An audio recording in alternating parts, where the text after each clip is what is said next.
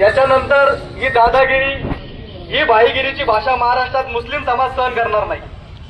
प्रत्येक वेळेस मुस्लिम समाजाला बदनाम केलं जातं, प्रत्येक पक्षाकडून मुस्लिमांवर हल्ले केले जातात, प्रत्येक मस्जिदीवर तोडले जातात आणि त्या विशाल गडावर ज्या मस्जिदीवर हातोडा मारला तो सर्व मुस्लिम समाजाच्या छाताडावर हातोडा मारलेला आहे।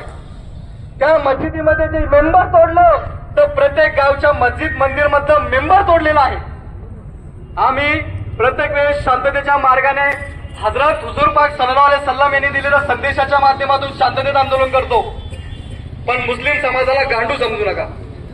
याच मुस्लिम समाजाचा इतिहास छत्रपती शिवाजी महाराजांच्या काळामध्ये बघितला असेल। अहो, त्या छत्रपती शिवाजीच्या महाराजांच्या काळामध्ये रायगडावर मुस्लिम मावळ्यांसाठी मस्जिदी बांधण्यात आल्या। मग हे मुस्लिम मावळे जर छत्रपती शिवाजी महाराजांच्या सोबत होते तर मग आज त्याच विशालगडावर छत्रपती शिवाजी महाराजांच्या मुस्लिम मस्जिदी का तोडण्यात आल्या? म्हणजे ते मुस्लिम मावळ्यांच्या विरोधात आहेत का? हे जे मस्जिदीवर अतिक्रमण करणारे लोक आहेत, हे मस्जिदीवर हल्ला करणारे लोक आहेत, हे छत्रपती शिवाजी महाराजांचे मावळे असूच शकत नाही। छत्रपती शिवाजी महाराजांनी 18 बगडगतीला घेऊन चाललो। आम्ही आमच्या प्रत्येक मराठा क्रांती मोर्चात सहभागी होत असतो, प्रत्येक ठिकाणी आम्ही छत्रपती शिवाजी महाराजांना मान सन्मान देत असतो। मग आज विशालगडावर आमच्या छाताडावर पाय देण्याची काय हिंमत झाली? अरे, याच मनुवाद्यांनी सोशल मीडियाच्या माध्यमातून 8 दिवस पहिले सांगत होते की विशालगड मुक्त अभियान, विशालगड मुक्त अभियान। अरे, आम्ही कुठले बाहेरचे नागरिक आहोत का? या देशामध्ये राहण्याचा अधिकार आम्हाला भारतीय संविधानाने दिलेला आहे आणि या देशामध्ये राहायचं असेल तर मुस्लिमांना सन्मानाने वागणूक प्रत्येकाला द्यावी लागेल। यावेळेस प्रत्येक वेळेस कायदा हातात कोणी मुस्लिम घेत नाही, पण पोलीस प्रशासनाचं मी विनंती मारतो की पोलीस प्रशासनाच्या तिथं तलवारीने हल्ला करण्यात आला। अरे, पोलीस प्रशासनावर तलवारीने हल्ला होत असेल तर या महाराष्ट्रामध्ये मुसलमान सुरक्षित आहे का? 1 तास झाला नाही, एक वर्ष झालं नाही, पुसे सावळीची मस्जिद जाळण्यात आली। मग आमच्यावर हल्ले का? आता आम्ही हल्ले सहन करणार नाही। इस्लाममुळे आम्ही आहोत, आमच्यामुळे इस्लाम नाही।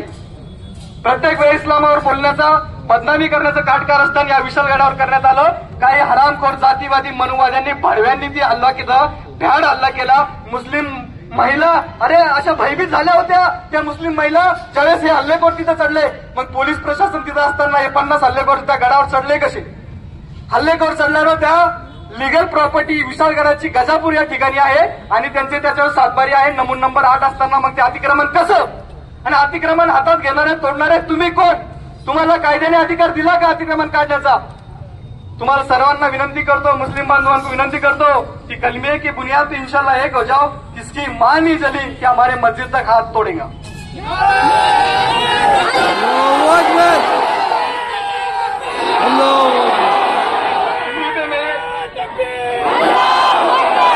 जहाँ कहा भी ऐसा हल्ला होगा इंशाल्लाह हम सब मिलके, पक्ष गिक्ष सब छोड़ के, राजकारण बाजू में छोड़ के, नेतागिरी बाजू में छोड़ के, सब चीज में हमको आगे आना पड़ेगा। जब भी हम कुछ तो भी कर सकते हैं, सरकार तक हमारा निवेदन पहुंचा सकते हैं। नहीं तो कल आज उधर हल्ला हुआ है, कल हाजर सैयद पे भी हल्ला हो सकता। हम सबको एक होके कलमे की बुनियाद के ऊपर आकर एक छत के नीचे आके इंशाल्लाह सब एक हो जाएंगे तो आज हमको किसी के पाँव पड़ने की जरूरत नहीं गिरेगी। विशालगढ़ के जो